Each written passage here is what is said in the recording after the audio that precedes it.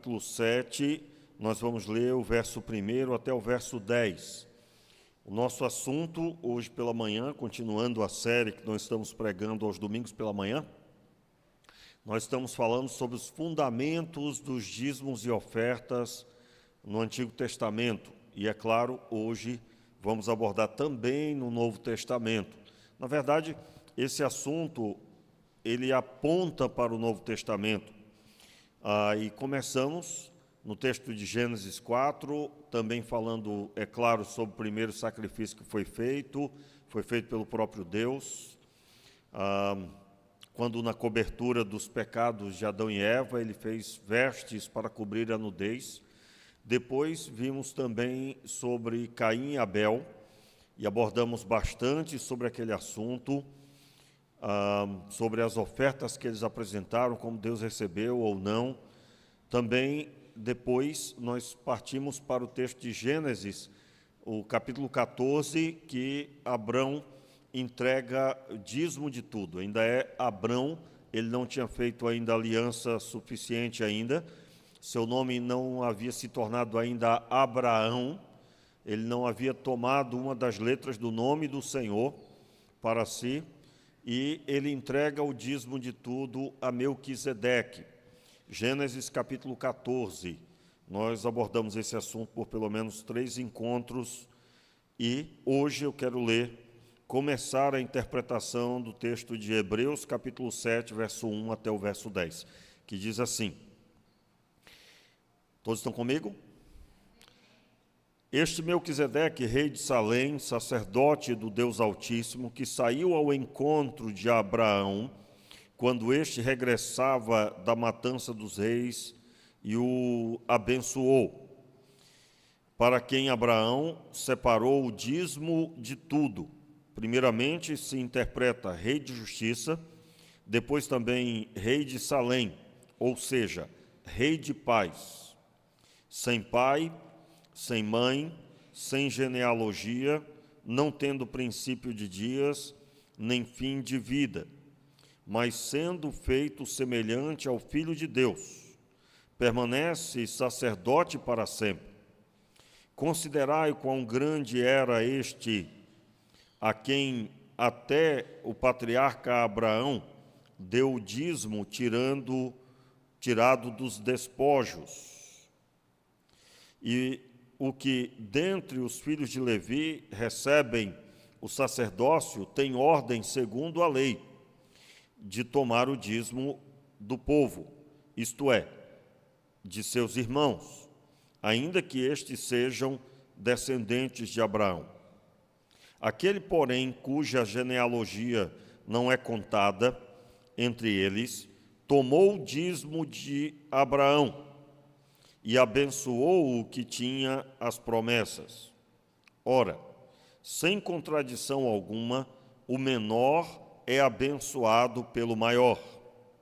Aqui, certamente, recebem dízimos homens que morrem. Ali, porém, os recebe aquele de quem se testifica que vive.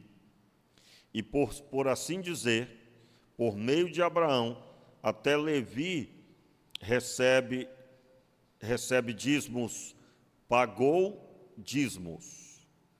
Vamos ler novamente o verso 9.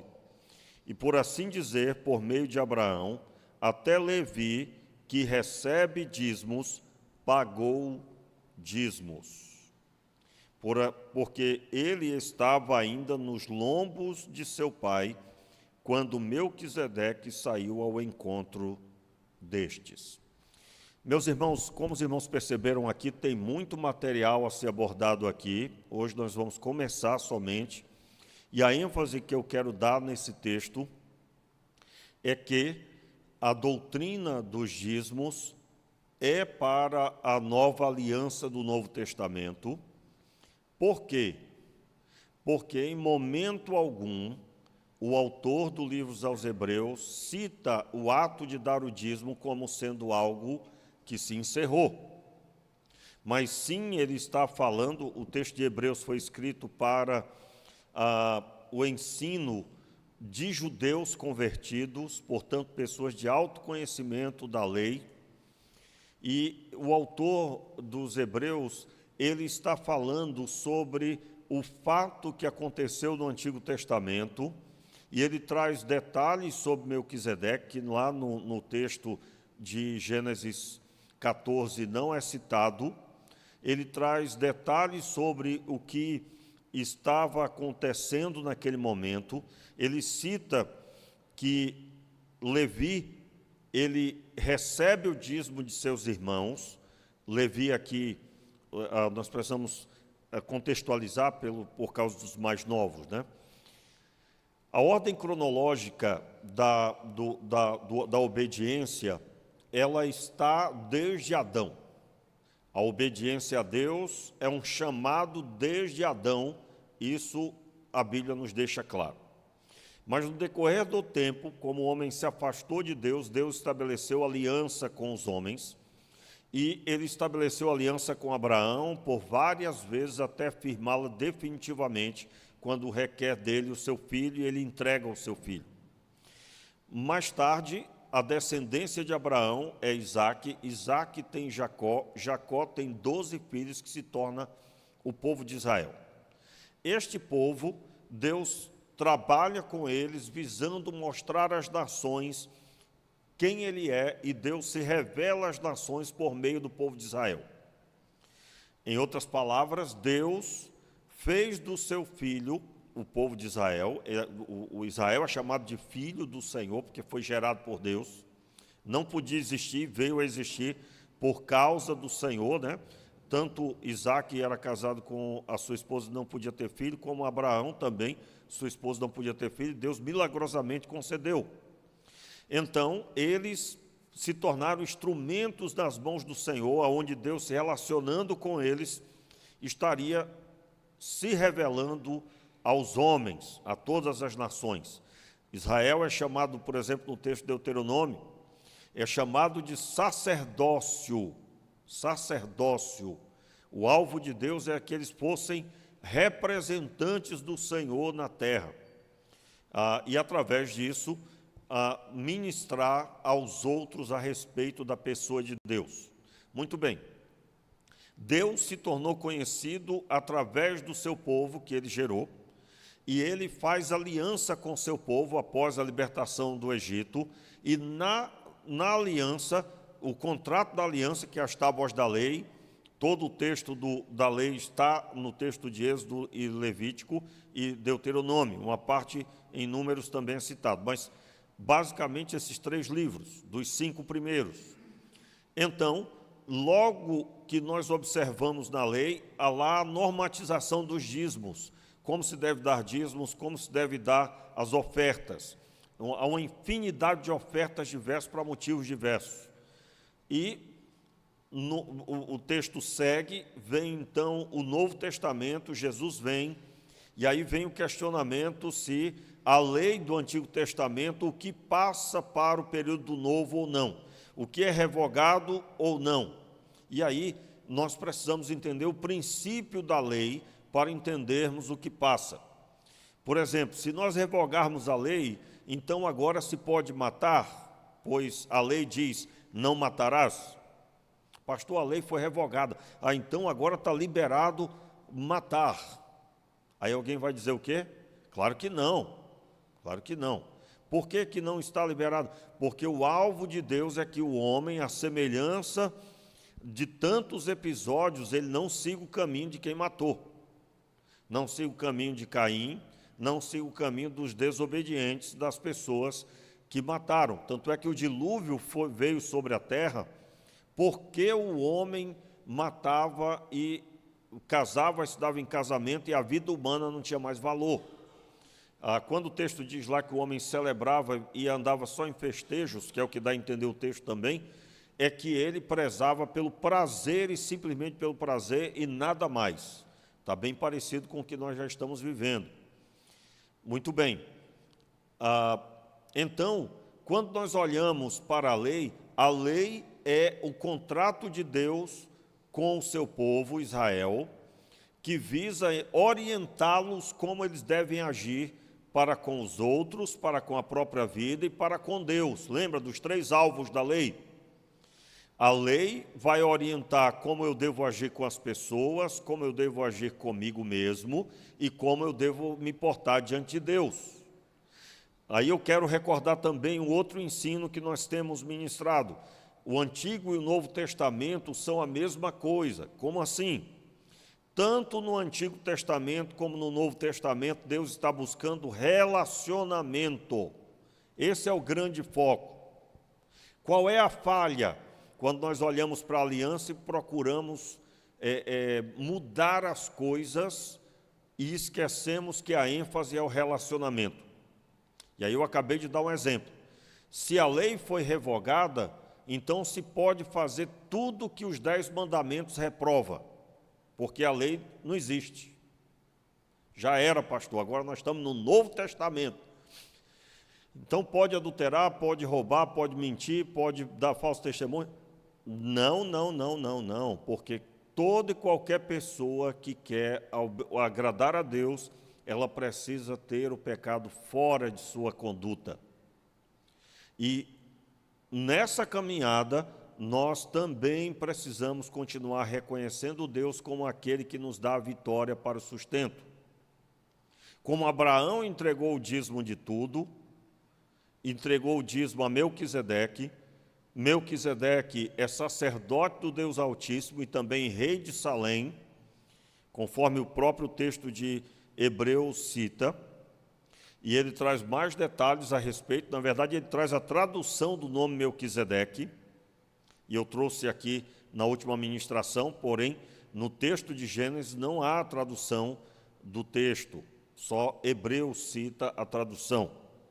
Quando ele explica o que significa Melquisedeque, quem era Melquisedeque, na verdade ele está falando da tradução do seu nome. Muito bem, então, quando nós olhamos para o texto de Hebreus, nós estamos vendo no Novo Testamento o assunto dízimos, o assunto entrega nas mãos de quem representa o Senhor, de quem está diante do Senhor, servindo ao Senhor, na pessoa do sacerdote Melquisedeque. Em outras palavras, no Novo Testamento, quando Hebreus foi escrito, se dízimos não fosse mais para ser entregue, quando fosse citado o fato do Antigo Testamento, seria citado como algo que é apenas para o nosso entendimento do que foi no Antigo Testamento. O escritor de Hebreus diria, cito tal assunto para que entendamos o texto do Antigo Testamento, mas todos sabem que na Nova Aliança não existe mais os dízimos. Muito bem, não está escrito dessa forma, pelo contrário, ele exalta que Levi, que recebe o dízimo dos seus irmãos, e aí ele está falando sobre o período da lei, quando Levi é separado para o serviço do templo. Os irmãos lembram? Levi vem, a sua família cresce e se torna a tribo de Levi. E da tribo de Levi é que é separado os sacerdotes, e a tribo de Levi não teria um trabalho igual aos outros. Não teria campos, não teria plantações. Claro que eles tinham alguma coisa assim, mas voltado para o templo.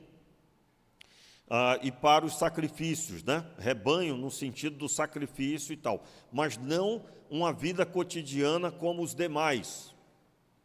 E eles que recebiam os dízimos de seus irmãos, conforme lemos aí, o texto no verso 5, acompanhe, Hebreus capítulo 7, versículo 5. Os que dentre os filhos de Levi recebem o sacerdócio, têm ordem, segundo a lei, de tomar o dízimo do povo, isto é, de seus irmãos, ainda que estes sejam descendentes de Abraão. Veja, o escritor de aos Hebreus, ele está no verso 5 explicando. Vocês estão lembrados que a tribo de Levi ficou responsável do sacerdócio? Os que dentre os filhos de Levi recebem o sacerdócio, têm ordem, segundo a lei, de tomar o dízimo do povo, isto é, de seus irmãos. Ele está falando sobre o que acontecia. O alvo aqui é falar que Melquisedeque era superior e que, quando Abrão entregou o dízimo a Melquisedeque, Levi também estava entregando, porque ele estava nos lombos de seu pai. Como assim dos lombos de seu pai? Abraão teve Isaque, Isaque teve Jacó, Jacó teve Levi. O lombos de seu pai é porque na descendência que iria existir e viriam a nascer a tribo de Levi e os demais. Por isso que esse texto aqui nós vamos caminhar um tempo ainda, porque o alvo é interpretar o texto visando explicar o princípio dos dízimos. Aí eu quero reforçar isso. O que é os dízimos? Dízimos é o reconhecimento de quem obteve sustento por meio do seu trabalho. No caso, Abrão, ele obteve vitória sobre os reis que haviam levado cativo seu sobrinho, de forma milagrosa, porque o exército dele eram pouco mais de 300 homens. Ele teve o auxílio de mais alguém, tem um auxílio lá de alguém que estava com ele, mas isso era ínfimo comparado com o inimigo, e de forma milagrosa ele obteve vitória. Irmãos, a única batalha que nenhum do exército de Abraão, se é que eu posso dizer assim, morreu. A única batalha que nenhum deles morre. Aliás, a Bíblia tem alguns trechos assim. Você pode ver, por exemplo, Josué. O texto de Josué, quando inicia, ninguém do povo de Israel morre. Nenhum sequer. E aí eles se admiram quando alguém morre, porque é quando eles tentam lutar contra Ai, lembra? Havia entre eles um que tinha desobedecido, era Acã, e aí eles tentam batalhar contra a cidade de Ai, e eles não têm vitória, pelo contrário, tem o povo de Israel, exército de Israel, que foram mortos por causa que entraram com infidelidade na batalha. Você já ouviu falar de uma coisa dessa? A gente lê no texto, não percebe, não é isso? Um exército que vai à batalha e volta o mesmo exército, nenhum deles morre. Eu me recordo de uma das guerras atuais de Israel, se eu não me engano, foi na batalha a guerra dos 7 dias. Há relatos de que o inimigo, quando via o povo de Israel, via eles maiores ou os carros de guerra de Israel como se fossem muito maiores ou tivessem outras ferramentas de batalha que não eram comuns, e o inimigo foi desbaratado completamente. Eu estou só citando aqui, é um detalhe que eu precisaria explicar mais a respeito, mas eu estou apenas citando o que eu creio que acontecia no Antigo Testamento. Há indícios disso, quando você lê a história de Davi, as batalhas de Davi, você vai encontrar, por exemplo, o trecho que Deus diz a ele. Davi não entrava numa batalha sem antes orar ao Senhor e consultar o Senhor. E ele, numa determinada batalha, ele pergunta se deve batalhar. Eu devo entrar nessa guerra? Aí o Senhor diz, sim, você deve entrar, mas você vai até tal lugar e vai esperar. Quando você me ouvir passar por cima deles, meu Deus, que coisa, né? Aí, por que eu estou citando isso? Eu estou citando para dizer que quando alguém entrega o dízimo, como foi o caso de Abrão, que de forma milagrosa venceu os reis que aprisionavam seu sobrinho, sem um vencido, sem um morto no seu exército de pouco mais de 300. E ele entrega o dízimo, ele está dizendo, quem me deu a vitória foi o Senhor. Meus irmãos, que o seu coração seja cheio dessa realidade espiritual. E que você, quando entregar o seu dízimo, você tenha esse coração. Lembrando, talvez, das vezes no mês que você foi trabalhar com muitas dificuldades, mas o Senhor te sustentou, te livrou e te abençoou. Que você se lembre, talvez até se você perdeu o emprego, mas que você vai ser muito mais abençoado nessa nova colocação que você vai receber. O nosso coração, e eu creio plenamente, irmãos, quando Abraão entregou o dízimo para Melquisedeque, havia essa sensação: o Senhor foi comigo e de forma milagrosa me deu a vitória. Portanto, por que os dízimos permanecem? Porque ainda hoje precisamos de vitória para o sustento e para a bênção dos nossos lares. Ainda hoje. O homem não parou de ter que reconhecer Deus como que sustenta.